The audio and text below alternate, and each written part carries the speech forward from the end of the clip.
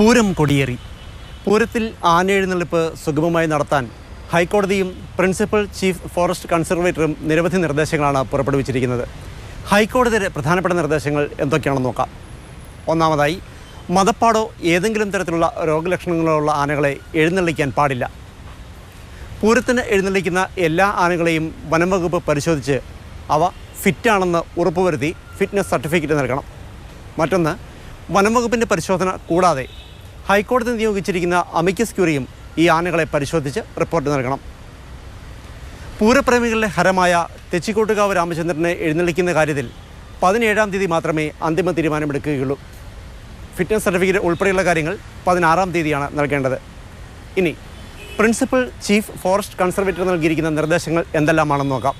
ഈ നിർദ്ദേശങ്ങളാണ് പൂരപ്രേമികൾക്കും ദേവസ്വങ്ങൾക്കും ആശങ്ക സൃഷ്ടിച്ചിരിക്കുന്നത്. ആനകളും തീവെട്ടി, പടക്കം, വാദ്യമേളങ്ങൾ തുടങ്ങിയവയും തമ്മിൽ 50 മീറ്റർ അകലം വേണം. ഇത്രമാത്രം അകലം വരുത്തിയാൽ പൂരം എങ്ങനെ പൂരമാകുമെന്നാണ് സംഘാടകരുടെ ചോദ്യം.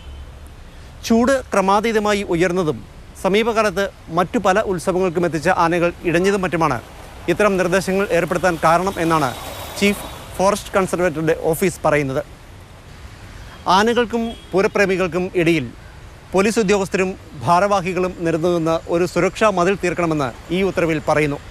ആനകളെ ഇടയ്ക്കിടയ്ക്ക് കൃത്യമായി നനയ്ക്കണം.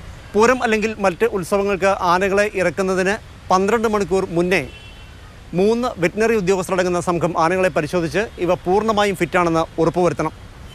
അഥവാ ഏതെങ്കിലും സാഹചര്യവശാൽ ആനകൾ ഓടുകയാണെങ്കിൽ അവയെ നിയന്ത്രിക്കുന്നതിന് ലോഹത്തോട്ടികൾ പോലെ നിയമവിരുദ്ധമായ മാർഗ്ഗങ്ങൾ ഉപയോഗിക്കുന്നില്ലെന്ന് ഉറപ്പുവരുത്തണമെന്നും ഈ ഉത്തരവിൽ പറയുന്നു. നിർദ്ദേശങ്ങൾ ലംഘിച്ചാൽ ഈ വർഷം തുടർന്നുള്ള ഉത്സവ ദിവസങ്ങളിൽ നിന്ന് ആനയെ വിലക്കാൻ സാധിക്കുമെന്ന് ഉത്തരവിൽ പറയുന്നു. അതുമല്ല, വരും വർഷങ്ങളിൽ ഇതേ ഉത്സവങ്ങൾക്ക് ആനയെ വിട്ടു നൽകാതിരിക്കാൻ വകുപ്പുണ്ടെന്നും ഈ ഉത്തരവിൽ ചൂണ്ടിക്കാട്ടുന്നുണ്ട്. ഒരുക്കങ്ങൾ അതിദ്രുതം മുന്നേറുമ്പോൾ ഇത്തരം ചില ഉത്തരവുകൾ പൂരനഗരത്തിൽ ആശങ്കകളും സൃഷ്ടിക്കുന്നുണ്ട്.